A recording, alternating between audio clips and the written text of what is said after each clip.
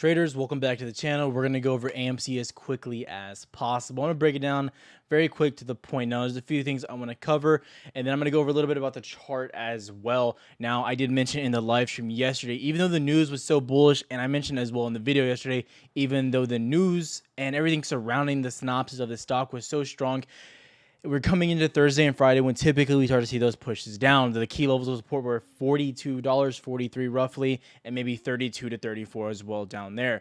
Obviously, we have not tested $34, but $42, $43 has been holding as of right now. And the after hours were actually up as well. Volumes doing pretty good as well. And the inflow is looking strong on AMC to end the things off. So I do want to point out I still love AMC, everything like that. Again, you know I'm not the person that's going to hype the stock up. I'm going to give you my transparent viewpoint. But I mentioned Friday was the day for me to add options. And Friday is tomorrow. So let's see exactly what's going on in my head because you never really know with Tyler. Like, subscribe, do what you got to do. Let's get to it. The champ is here!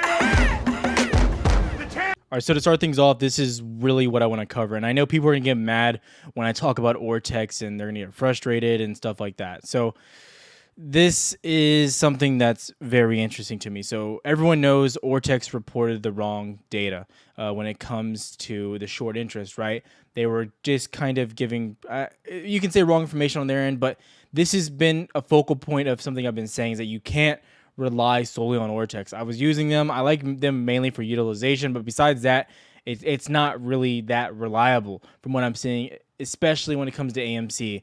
The unexpectedly high short interest implies that the shares returned in the period were atypically not shorted shares, but instead shares that were borrowed but not shorted. So when those shares being returned, like we were mentioning in the last videos, people were trying to say that was shorts being returned. Well, it didn't make sense because still an excess of shorts were being returned on Monday and Tuesday, but that didn't reflect what was happening on the stock. And even yesterday, more shares being returned. It didn't make sense because we were pushing down. And if you're returning shorts, theoretically the stock price would increase. So looking at this, if you had half a brain, then you knew that this just didn't make sense.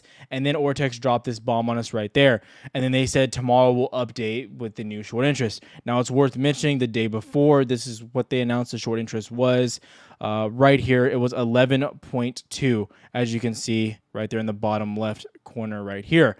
And then as you scroll up to see what they updated it today or yesterday, whatever it may have been, you can see that the new updated 11 hours ago was 12.7%. So they updated it by 1.5%.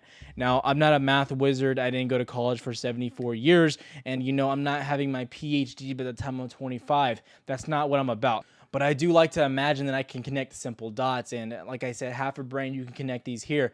If there was 102, 103 million shares shorted, and let's play a game and say they returned all the shares that they said, which if you count them up from Wednesday, which was June 2nd, up until today, that was nowhere near 60 million. And then they said all of those shares returned. Most of them were not shorted as well. So let's cover this really quickly and just slow it down for you. They say as of June 2nd, which was last Wednesday, there was about 102 million shares shorted. Okay.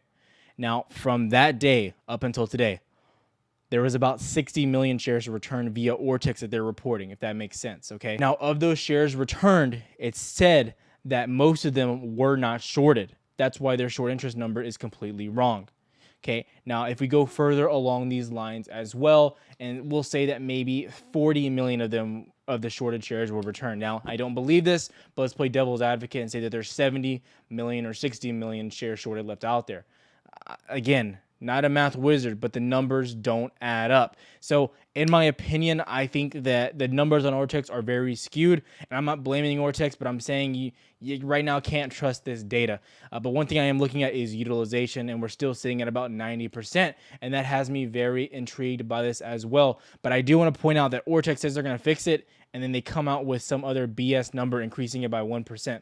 Absolute stupidity, and it's a shame that no one else is really talking about this. Okay, so let's break down the chart pretty quickly as well. First, we're going to look at is the OBV on the 15-minute, kind of the intraday chart, so you can see the short-term time frame. Now, I'm going to give you my expectations for tomorrow and where I'll be looking to get into options. As you can see, we're riding this trend here. And then we broke down, had it look like we were going bullish, and then broke sharply down. Now, I am very surprised that we started to break down, but I also mentioned in the live that I figured going into Friday and Thursday being like this, I didn't have a too strong of a viewpoint. However, I don't see a reason for us to dump. That's what I'm saying. So the technicals may say something, but logically speaking, I don't see a really big reason for the stock to be dropping right now besides GameStop and what they're doing. And the reason GameStop dropping, in my opinion, is because they're selling shares. So we saw the OBV have that breakout on the downside. Another thing that was a pretty big indicator yesterday, I mentioned as well on the live stream, I'll be live again tonight as well, is you had a double top on that weekly open. I mentioned this wasn't that good as well, and then you actually had a bear flag occurring here. Now, people want to say technicals don't matter. It's just mass shorting and things like that. But if you look at the technicals, they tend to tell you when it's a good time to enter or when it's a good time to just stay away from the stock. And that's really what I use it for. I typically don't use technicals too much for getting out. I'm typically looking at how much money I'm either making or how much money I'm potentially down if I'm going to get in or get out of a stock. So as we're breaking back down here, we're coming down and we did hit that $42, $43 range. We actually wicked a little bit below that. Now, I want to mention a few things going into tomorrow. Now, that next range is obviously going to be the 36 range here and maybe even down to about 32 to potentially fill that gap. Now, I'm not too big on filling gaps or these pattern type trades like head and shoulders, cup and handles. However, if we fill that gap, I could see it happening. We have been filling a lot of gaps with AMC recently, and this would make sense if we had a flash crash down and then bouncing back up. Now, how am I looking to trade my options on this play specifically tomorrow? Personally, I'm not looking to enter options early in the morning. I'm going to be waiting for the middle of the day, probably after lunch, depending on how we're moving.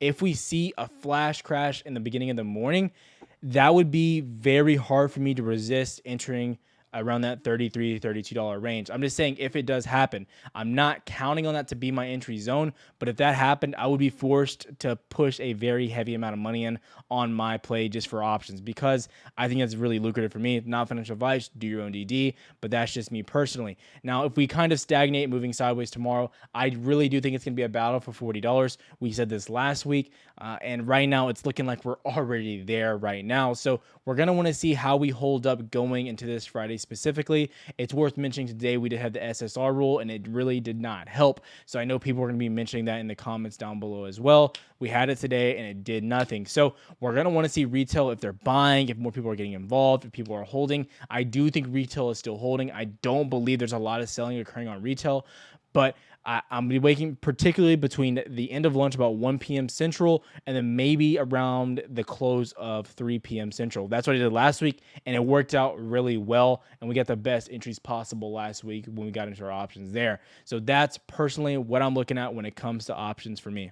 Before I hop out, I just want to go over a few more things with AMC. Now, I know people are freaking out, and it's hard to not be discouraged when you're looking at a price dropping like this. But there's a few things we can look at. For the past 3 or 4 weeks, we've literally made new highs on each of the week. This might be the only week in which we don't make a new high. However, you're still trending very strong. GameStop dropped about 30% today, and AMC's only down about 12 to 13%. That's a positive. 2, in the after hours, you are getting a little bit of a boost up. However, I always say after hours aren't that important. The real trading hours matter the most. So that's really big, obviously, for me. But I do think there's the most bullish news you've ever had on AMC right now. You're seeing a lot of FUD being spread specifically on AMC and all these other stocks. And it's worth mentioning when you look at all these other stocks or memes that have been going crazy on the past few days, they're dropping astonishingly quick right now. However, AMC is holding up, proving to be the alpha of alphas when it comes to these stocks. That was kind of the way that I was describing it to people in the live stream, is that, yes, you have Clove and you have Bed Bath & Beyond and BlackBerry and Nokia and these other stocks kind of shooting up and stuff. But when it comes down to it, those are the betas, and then you have your alpha, which is AMC, and I thought was GameStop. GameStop probably makes a comeback in the coming days as well. But those are kind of the bar setters right there, in my opinion, because they are remaining at these high levels and they'll drop 10% or something. GameStop dropped more, obviously, with the news of shares being sold. However, AMC is holding up there very strong. Those are going to be the ones that, stand the test of time. Those are going to be the ones that the investments play out the best. So I encourage people, don't be discouraged. You're still sitting at $45, almost $50. I mean, on the afterwards you're at 44, but you've been holding so well in the past few days. There's no reason to be discouraged. This week coming up is going to be the real week. This is a time where gamma squeezes start to occur. And I think the price action we saw today is a telltale sign that they have not covered for those $40 calls for next week. There's tons of options expiring in the money that have not been covered, in my opinion. And I think that these hedge funds are showing their hand by the amount of shorting that they're doing personally. Now, that's my opinion. Take it with a grain of salt. Do what you will with it. Do your own financial DD. Have a good one, traders. Namaste. The champ is here!